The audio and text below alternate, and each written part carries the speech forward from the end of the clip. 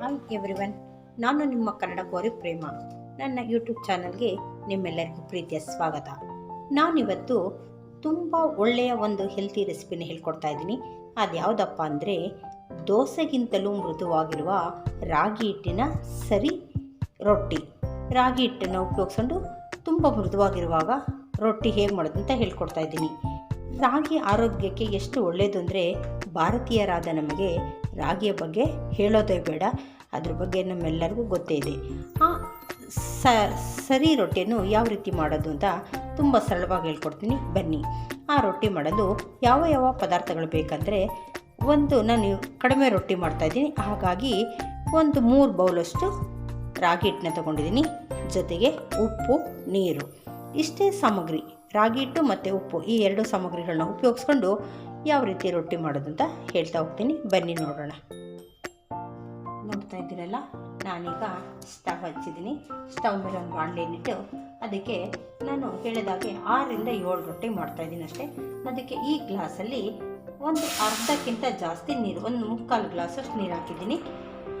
ಈಗ ನೀರು ಹಾಕಿದಾಗ ಇದ್ರ ಜೊತೆಗೆ ಒಂದು 6-7 ರೊಟ್ಟಿಗೆ ಎಷ್ಟು ಬೇಕೋ ಅಷ್ಟು ಉಪ್ಪನ್ನು ಸಹ ಈ ಟೈಮಲ್ಲಿ ಸೇರಿಸ್ತೀನಿ. ಇದು ಚೆನ್ನಾಗಿ ಬಿಸಿ ಆಗೋಷ್ಟರಲ್ಲಿ ನಾನು ಇದಕ್ಕೆ ಒಂದು ಹಿಟ್ಟನ್ನು ರೆಡಿ ಮಾಡ್ಕೊತೀನಿ. ನೋಡಿ, ಹಿಟ್ಟನ್ನು ರೆಡಿ ಮಾಡ್ಕೋಬೇಕು ಅಂದರೆ ಇದರಲ್ಲಿ ಬಟ್ಲು ಇದೆಯಲ್ಲ, ಈ ಬೌಲಲ್ಲಿ ಒಂದು ಅರ್ಧ ಬೌಲಷ್ಟು ಹಿಟ್ಟನ್ನು ನಾನು ಹಾಕ್ಕೊಂಡು ದೋಸೆ ಹಿಟ್ಟಿನ ರೀತಿಯಾಗಿ ಕಲಿಸ್ಕೊಳ್ಬೇಕು. ಎಲ್ಲೂ ಗಂಟಿರಬಾರ್ದು. ನೋಡಿ, ಈ ಬೌಲಲ್ಲಿ ಹಾಕ್ಕೊಂಡಿದ್ದೀನಿ. ಇದಕ್ಕೆ ಸ್ವಲ್ಪ ನೀರು ಹಾಕ್ಕೊಂಡು ನಾವು ದೋಸೆ ಹಿಟ್ಟಿನ ಥರ ನಿಧಾನವಾಗಿ ಕಲಿಸ್ಕೊಳ್ಳೋಣ. ಈ ಥರ ಬೀಟ್ ಮಾಡ್ತಾ ಬನ್ನಿ, ನೀಟಾಗೆಲ್ಲ ಮಿಕ್ಸ್ ಆಗುತ್ತೆ ನೀರಿನ ಜೊತೆ. ನೋಡಿ, ರಾಗಿ ಹಿಟ್ಟನ್ನ ನೀರಿನ ಜೊತೆ ತುಂಬ ನೀಟಾಗಿ ಮಿಕ್ಸ್ ಮಾಡ್ಕೊಂಡಿದ್ದೀನಿ, ಎಲ್ಲೂ ಗಂಟ್ಕೊಳ್ಳಿಲ್ಲ. ಸೇಮ್ ದೋಸೆ ಹಿಟ್ಟಿನ ಮಾದರಿಯಲ್ಲಿ ನಾವು ಮಾಡ್ಕೊಳ್ಬೇಕು. ಇಷ್ಟಾದಮೇಲೆ ಈ ನೀರು ಚೆನ್ನಾಗಿ ಕುದಿಬೇಕು. ಕುದ್ದಿದ್ದಾದಮೇಲೆ ಈ ನಾವು ಕಲಸಿಟ್ಕೊಂಡಿರೋ ಹಿಟ್ಟನ್ನು ನೀರೊಳಗಡೆಗೆ ಸ್ವಲ್ಪ ಹಾಕ್ತಾ ಸರಿ ಥರ ಮಾಡ್ಕೊಳ್ಬೇಕು. ನೋಡಿ, ನೀರು ಚೆನ್ನಾಗಿ ಮಳ್ತಾ ಇದೆ, ಉಪ್ಪೆಲ್ಲ ಕರಗಿದೆ, ಕಾಣ್ತಾ ಇದೆಯಲ್ಲ. ಈ ಟೈಮಲ್ಲಿ ನಾವೇನು ಮಾಡಬೇಕಪ್ಪ, ನೀರಿಷ್ಟು ಕಾಯ್ದ್ಮೇಲೆ ಇದನ್ನು ನಿಧಾನವಾಗಿ ಇದರಲ್ಲಿ ಸೇರಿಸ್ತಾ ಈ ಥರ ಮಿಕ್ಸ್ ಮಾಡ್ತಾ ತಿರುಗಿಸ್ತಾ ಬರಬೇಕು. ಎಲ್ಲಿನವರೆಗೂ ನಾವು ಈ ಥರ ತಿರುಗಿಸ್ಬೇಕಂದ್ರೆ, ನೋಡಿ, ಈ ನೀರು ಥರ ಇರೋದು ತುಂಬ ಗಟ್ಟಿಯಾಗಿ ಸರಿಯಾಗಬೇಕು. ಜೊತೆಗೆ ಇದ್ರ ಬಣ್ಣನೂ ಸಹ ರಾಗಿ ಹಿಟ್ಟಿನಲ್ಲೆಲ್ಲ ಚೆನ್ನಾಗಿ ಬೇಯ್ದು ಬಣ್ಣನೂ ಸಹ ಬದಲಾಗುತ್ತೆ. ನೋಡಿ, ಈ ಪಾತ್ರೆಯಲ್ಲಿ ಇರೋದನ್ನೆಲ್ಲ ಸ್ವಲ್ಪ ನೀರು ಹಾಕಿ ಇನ್ನೊಂಚೂರು ನೀರು ಸೇರಿಸ್ಕೊಂಡಿದ್ದೀನಿ. ಈಗ ನಾವು ಇದನ್ನ ಕೈ ಬಿಡದಿರ ತಿರುಗಿಸ್ತಾ ಇರಬೇಕು, ಬೇಯೋದಕ್ಕೆ ಸ್ಟಾರ್ಟ್ ಆಗುತ್ತೆ.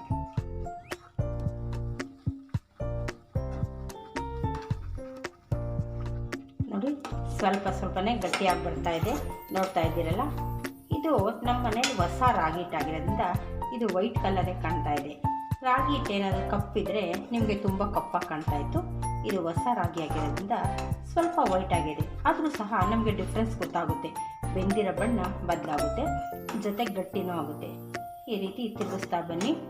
ನಮ್ಗೆ ಮುಖ್ಯವಾಗಿ ಈ ರೊಟ್ಟಿ ಮೃದುವಾಗಿ ಬರಬೇಕು ಅಂತಂದರೆ, ಕಿತ್ತೋಗ್ದಿರ ಬರಬೇಕು ಅಂತಂದರೆ ನಾವು ಸರಿಯನ್ನು ತುಂಬ ನೀಟಾಗಿ ಮಾಡ್ಕೊಳ್ಬೇಕು, ಚೆನ್ನಾಗಿ ಬೇಯಿಸ್ಕೋಬೇಕು. ನಾವು ಇಲ್ಲಿ ಎಷ್ಟು ಪರ್ಫೆಕ್ಟಾಗಿ ಬೇಯಿಸ್ಕೊಳ್ತೀವೋ ನಮಗೆ ರೊಟ್ಟಿ ಅಷ್ಟೇ ಪರ್ಫೆಕ್ಟಾಗಿ ಬರುತ್ತೆ. ನೋಡ್ತಾ ಇರಿ, ಇಷ್ಟಾದಮೇಲೆ ತಳ ಒತ್ತಿದ್ರೆ ಈ ಥರ ಮಿಕ್ಸ್ ಮಾಡ್ತಾ ಇನ್ನೂ 2 ನಿಮಿಷ ಬೇಯಿಸ್ಕೊಳ್ಳೋಣ. ನೋಡಿ, ಈಗ 2 ನಿಮಿಷ ಆಗಿದೆ, ನೀಟಾಗೆಲ್ಲ ಬೆಂದಿದೆ. ಈಗ ಕರೆಕ್ಟ್ ಹದವಾಗಿ ಸರಿ ರೆಡಿಯಾಗಿದೆ. ಈಗ ನಾವು ಫ್ಲೇಮ್ನ ಆಫ್ ಮಾಡ್ಕೊಳ್ಳೋಣ.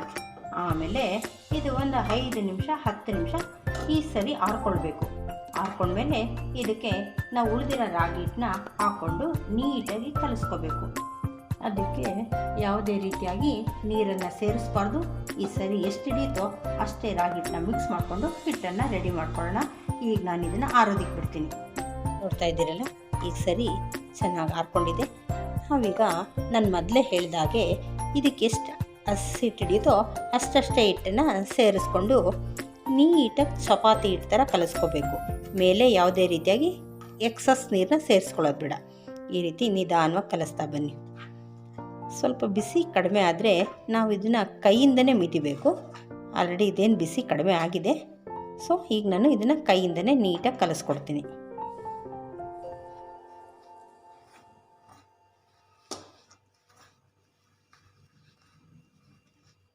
ನೋಡಿ, ಇನ್ನು ಸ್ವಲ್ಪ ತೆಳುವಿದೆ. ಇನ್ನೂ ಒಂದು ಬೌಲಷ್ಟು ಹಿಟ್ಟನ್ನು ಸೇರಿಸ್ಕೊಳ್ಳೋಣ.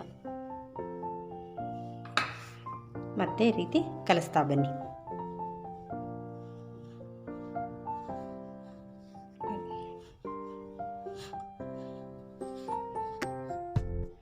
ನೋಡ್ತಾ ಇದ್ದೀರಲ್ಲ, ಈಗ ರೊಟ್ಟಿಟ್ಟು ಸರಿಯಾಗಿ ಹದವಾಗಿ ಬಂದಿದೆ, ಗಟ್ಟಿನಿಲ್ಲ ತೆಳು ಇಲ್ಲ, ಕರೆಕ್ಟಾಗಿ ಈ ಕನ್ಸಿಸ್ಟೆನ್ಸಿನಲ್ಲಿದೆ. ಈಗ ಇದನ್ನು ಚೆನ್ನಾಗಿ ಸ್ವಲ್ಪ ಮಿದ್ಕೋಬೇಕು. ನಾವು ಎಷ್ಟು ಚೆನ್ನಾಗಿ ಮಿದಿತೀವೋ ರೊಟ್ಟಿಗಳು ಅಷ್ಟು ಚೆನ್ನಾಗಿ ಬರುತ್ತೆ. ಈಗ ಸಾಕು, ಚೆನ್ನಾಗಿ ಮಿದ್ದಿದ್ದೀನಿ, ರೊಟ್ಟಿ ಹಿಟ್ಟು ರೆಡಿಯಾಗಿದೆ. ಈಗ ನಾವು ಇದನ್ನು ತಟ್ಟೋದಕ್ಕೆ ಪ್ರಾರಂಭ ಮಾಡೋಣ. ನೋಡಿ, ಈಗ ಈ ರೊಟ್ಟಿಯನ್ನು ಯಾವ ರೀತಿ ತಟ್ಟೋದು ಅಂತ ಹೇಳ್ಕೊಡ್ತೀನಿ.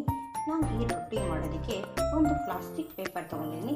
ಈ ಪ್ಲಾಸ್ಟಿಕ್ ಕವರ್ ಮೇಲೆ ಸ್ವಲ್ಪ 1/4 ಸ್ಪೂನಷ್ಟು ಎಣ್ಣೆನ ಹಚ್ಕೊಂಡು ಈ ಎಲ್ಲ ಕವರ್ಗೂ ನಾವು ಹಚ್ಚಬೇಕು.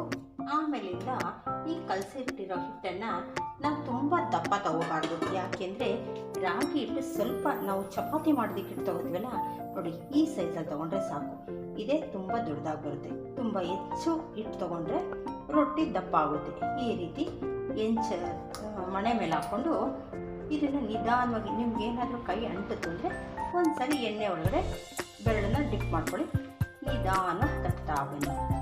ಎಷ್ಟು ತೆಳ್ಳಗೆ ತಟ್ಟಬೇಕು ಅಂತಂದರೆ ನಿಮ್ಗೆ ಎಷ್ಟು ಸಾಧ್ಯ ಆಗುತ್ತೋ ಈ ಕವರ್ ಎಡ್ಜ್ವರೆಗೂ ತಟ್ತಾ ಬನ್ನಿ. ಅಷ್ಟು ಸಣ್ಣ ಉಂಡೆ ಅಷ್ಟು ಅಗಲವಾದ ರೊಟ್ಟಿ ಆಗುತ್ತೆ. ನೋಡ್ತಾ ಇದ್ದೀರಲ್ಲ ಎಷ್ಟು ಸಾಫ್ಟಾಗಿ ಮೂವ್ ಆಗುತ್ತೆ. ಸುಮ್ಮನೆ ಲೈಟಾಗಿ ಹಿಂಗನ್ನಿ. ಇಷ್ಟು ನೀಟಾಗಿ ಬರಬೇಕು ಅಂತಂದರೆ ನೀವು ಸರಿಯನ್ನು ಚೆನ್ನಾಗಿ ಮಾಡ್ಕೊಳ್ಬೇಕು. ಮತ್ತು ಚಪಾತಿ ಹಿಟ್ಟಿನ ರೀತಿಯಲ್ಲಿ ಹಿಟ್ಟನ್ನು ನಾವು ಮಿದ್ಕೋಬೇಕು. ಅಷ್ಟು ರೀತಿಯಾಗಿ ಚೆನ್ನಾಗಿ ಕಲಿಸ್ಕೊಂಡ್ರೆ ಮಾತ್ರ ಇಷ್ಟು ಚೆನ್ನಾಗಿ ತಟ್ಟೋದಕ್ಕೆ ಬರುತ್ತೆ. ಮಧ್ಯದಲ್ಲೂ ಸ್ವಲ್ಪ ದಪ್ಪ ಇರುತ್ತೆ. ಮಧ್ಯದಿಂದ ಹಿಟ್ಟನ್ನು ಪಕ್ಕಕ್ಕೆ ಸೈಡಿಗೆ ತೊಗೊಂಡು ಈ ರೀತಿ ಅಗಲವಾಗಿ ತಟ್ತಾ ಬನ್ನಿ. ನೋಡ್ತಾ ಇದ್ದೀರಲ್ಲ ಎಷ್ಟು ಚೆನ್ನಾಗಿ ಬರ್ತಾಯಿದೆ ಅಂತ.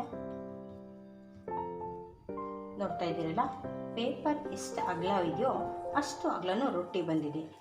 ಎಷ್ಟು ತೆಳುವಾಗಿದೆ ಅಂದರೆ ಪೇಪರ್ಗಿಂತೂ ತೆಳುವಾಗಿದೆ. ಈಗೇನು ಮಾಡಬೇಕಪ್ಪ ಅಂದರೆ, ನಾವು ತವಾನ ಸ್ಟವ್ ಮೇಲೆ ಇಟ್ಟಿದ್ವಿ, ಆಗಲೇ ಕಾಯ್ದಿದೆ. ಅದಕ್ಕೊಂದು ಅರ್ಧ ಸ್ಪೂನಷ್ಟು ಎಣ್ಣೆನ ಹಾಕ್ಕೊಳ್ಳೋಣ. ಹಾಕಿ ತವಾಗೆ ಎಲ್ಲ ಕಡೆ ಸವರಿ ಈ ರೊಟ್ಟಿಯನ್ನು ನಿಧಾನವಾಗಿ ಎತ್ಕೊಳ್ಳಿ. ನೋಡಿ, ಏನು ಬೀಳಲ್ಲ, ಈ ರೀತಿ ಪೇಪರಿಂದ ಈಸಿಯಾಗಿ ಬಿಡುತ್ತೆ.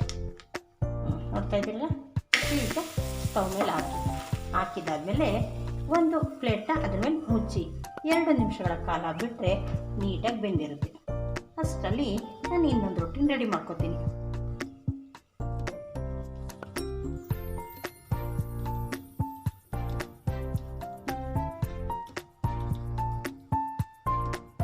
ನೋಡಿ, ಈಗ ಬೆಂದಿದೆಯಾ ಅಂತ ಚೆಕ್ ಮಾಡೋಣ. ನೋಡ್ತಾ ಇದ್ದಿಲ್ಲ ಎಷ್ಟು ನೀಟಾಗಿ ಬೆಂದಿದೆ. ಈ ರೊಟ್ಟಿ ಮಾಡೋದಕ್ಕೆ ಎಣ್ಣೆ ಬಂದು ಆಪ್ಷನಲ್ಲು. ನಿಮ್ಗೆ ಇಷ್ಟ ಇದ್ದರೆ ಎಣ್ಣೆನ ಯೂಸ್ ಮಾಡ್ಬೋದು, ಇಲ್ಲ ಅಂದರೆ ವಿತೌಟ್ ಆಯಿಲು ಸಹ ನಾವು ಈ ರೊಟ್ಟಿಯನ್ನು ಮಾಡ್ಕೊಳ್ಬೋದು. ನೋಡಿ, ನಾನೀಗ ಒಂದು ಸೈಡ್ ಬೆಂದಿದೆ, ಈಗ ಇನ್ನೊಂದು ಸೈಡ್ ತಿರುವಾಗ್ತೀನಿ. ನೋಡ್ತಾ ಇದ್ದೀರಲ್ಲ ಎಷ್ಟು ತಿರುವಾಗಿ ಬಂದಿದೆ ಅಂತ. ಡಿಟೋ ಚಪಾತಿ ಥರನೇ ಬಂದಿದೆ. ಈಗ ಈ ಸೈಡಲ್ಲಿ ಸ್ವಲ್ಪ ಎಣ್ಣೆಯನ್ನು ಹಚ್ತೀನಿ. ಹಿಂಭಾಗನೂ ಸ್ವಲ್ಪ 1 ನಿಮಿಷಗಳ ಕಾಲ ಬೇಯಿಸೋಣ. ಏಕೆಂದರೆ ಇದು ಸರಿನಲ್ಲೇ ಚೆನ್ನಾಗಿ ಬೆಂದಿರುತ್ತೆ, ಆದರೂ ಕೂಡ 2 ಸೈಡಲ್ಲಿ ಸ್ವಲ್ಪ ಬೇಯಿಸೋಣ. ನೋಡ್ತಾ ಇದ್ದೀರಲ್ಲ, 2 ಕಡೆ ನೀಟಾಗಿ ಬೆಂದಿದೆ. ಈಗ ಇದನ್ನು ತಕ್ಕೊಳ್ಳೋಣ. ಈಗ ಮತ್ತೆ ರೆಡಿ ಮಾಡಿಟ್ಕೊಂಡಿರೋಂಥ ಇನ್ನೊಂದು ರೊಟ್ಟಿನ ನಾನು ಅದೇ ರೀತಿ ತವಾ ಮೇಲೆ ಹಾಕ್ತಾಯಿದ್ದೀನಿ. ನೋಡಿ, ಇದರಿಂದ ನಿಮಗೆ ಭಯ ಅನಿಸುತ್ತೆ, ಕವರ್ ಬಿಡುತ್ತಾ ಬಿಡಲ್ವಾ, ಕಿತ್ತೋಗುತ್ತಂತ. ಏನು ಗಾಬರಿ ಬೇಡ, ನಿಧಾನವಾಗಿ ಹಿಂಗೆ ತೆಗೆದ್ರೆ ತಕ್ಷಣ ಇದ್ರ ಮೇಲೆ ಹಾಕೋ. ನೋಡಿ ಎಷ್ಟು ನೀಟಾಗಿ ಬರುತ್ತೆ, ಎಲ್ಲೂ ಕಿತ್ತೋಗಲ್ಲ. ಇದು ರಾಗಿ ರೊಟ್ಟಿ ಆಗಿರೋದ್ರಿಂದ ಇದ್ರ ಮೇಲೊಂದು ಕ್ಯಾಪ್ನ ನಾವು ಮುಚ್ಚಬೇಕು, ಇಲ್ಲ ಅಂದರೆ ಮೇಲೆಲ್ಲ ಡ್ರೈ ಥರ ಆಗುತ್ತೆ. ಈ ರೀತಿ ಕ್ಲೋಸ್ ಮಾಡಿ 2 ನಿಮಿಷ ಆದಮೇಲೆ ತೆಗಿಯೋಣ. ನೋಡಿ, ಈಗ 2 ನಿಮಿಷ ಆಗಿದೆ. ನಾನು ತೆಗೆದು ನೋಡೋಣ. ನೋಡಿ ಎಷ್ಟು ನೀಟಾಗಿ ಬಂದಿದೆ ಅಂದರೆ, ನೋಡಿ ಜಸ್ಟ್ ಬೆರಳಲ್ಲೇ ತಿರುಗುತ್ತೆ, ಎಲ್ಲೂ ಸಹ ಈ ತಳ ಹಚ್ಚೋದೇ ಇಲ್ಲ, ಅಷ್ಟು ನೀಟಾಗಿ ಎತ್ತೋದಕ್ಕೆ ಬರುತ್ತೆ. ಈಗ ಮೇಲೆ ಒಂದು ಅರ್ಧ ಸ್ಪೂನಷ್ಟು ಎಣ್ಣೆ ಹಾಕೋಣ. ಹಾಕ್ಬಿಟ್ಟು ಮತ್ತೊಂದು ಸೈಡನ್ನ ನಾನು ಬೇಯೋದಕ್ಕೆ ಬಿಡ್ತೀನಿ. ನೋಡಿ, ಹೀಗೆ ಒಂದು ರೊಟ್ಟಿ ಬೇಯೋಷ್ಟರಲ್ಲಿ ನಾವು ಒಂದು ರೊಟ್ಟಿನ ರೆಡಿ ಮಾಡಿಟ್ಕೋಬೋದು. ಜಸ್ಟ್ 1 ನಿಮಿಷದಲ್ಲಿ ತೊಟ್ಬೋದು. ನೀವು ನೀಟಾಗಿ ಹಿಟ್ಟನ್ನು ರೆಡಿ ಮಾಡ್ಕೊಂಡಿದ್ರೆ ಸ್ವಲ್ಪ ಕೂಡ ಕಷ್ಟ ಆಗದಿರ 10 ನಿಮಿಷದಲ್ಲಿ ನಾವು 10 ರೊಟ್ಟಿ ರೆಡಿ ಮಾಡ್ಕೊಳ್ಬೋದು. ನೋಡಿ, ಈ ಸೈಡು ಬೆಂದಿದೆ. ನಾವೀಗ ಇದನ್ನು ತೆಗಿತಾ ಇದ್ದೀನಿ. ಎಷ್ಟು ಬೇಗ ಬೇಗ ಆಗ್ತಾಯಿದೆ. ಈಗ ಮತ್ತೊಂದನ್ನು ಅದೇ ರೀತಿಯಾಗಿ ಹಾಕೋಣ. ನೋಡ್ತಾ ಇದ್ದೀರಲ್ಲ, ರುಚಿಕರವಾದ ರಾಗಿ ರೊಟ್ಟಿ ಸವಿಯಲು ಸಿದ್ಧವಾಗಿದೆ. ಈ ರಾಗಿ ರೊಟ್ಟಿಯನ್ನು ಚಟ್ನಿ ಜೊತೆ, ಮೊಸರು ಜೊತೆ, ಯಾವುದ್ರ ಜೊತೆ ತಿನ್ನೋದಕ್ಕೂ ಒಳ್ಳೆ ಗುಡ್ ಕಾಂಬಿನೇಷನ್. ಈ ಒಂದು ರಾಗಿ ರೊಟ್ಟಿ ನಾನು ಮೊದಲೇ ಹೇಳಿದ ಹಾಗೆ ದೋಸೆಗಿಂತಲೂ ಮೃದುವಾಗಿದೆ. ನೋಡಿ, ಒಮ್ಮೆ ಎಷ್ಟು ಪೇಪರ್ ಥರ ತೆಳುವಾಗಿದೆ, ಎಷ್ಟು ಸಾಫ್ಟ್ ಇದೆ ಅಂತಂದರೆ ಒಂದೇ ಸಾರಿ ಈ ರೀತಿ ಮಡಿಸ್ಬಿಡು, ಅಷ್ಟು ಮೃದುವಾಗಿರೋಂತಹ ರಾಗಿ ರೊಟ್ಟಿ ಸಿದ್ಧವಾಗಿದೆ. ಇದೇ ರೀತಿ ನಾನು ರಾಗಿ ಹಿಟ್ಟಿನಿಂದ ಇನ್ನೂ ಹೆಚ್ಚು ಹೆಚ್ಚು ರೆಸಿಪಿಗಳನ್ನ ಮಾಡಿ ನಿಮಗೆ ತೋರಿಸ್ತಾ ಇರ್ತೀನಿ. ನೀವು ಅದೆಲ್ಲ ಕಲಿಬೇಕು ಅಂದರೆ ನನ್ನ ಚಾನಲ್ನ ಫಾಲೋ ಮಾಡ್ತಾಯಿರಿ, ಲೈಕ್ ಮಾಡಿ, ಶೇರ್ ಮಾಡಿ, ಸಬ್ಸ್ಕ್ರೈಬ್ ಮಾಡಿ. Thank you.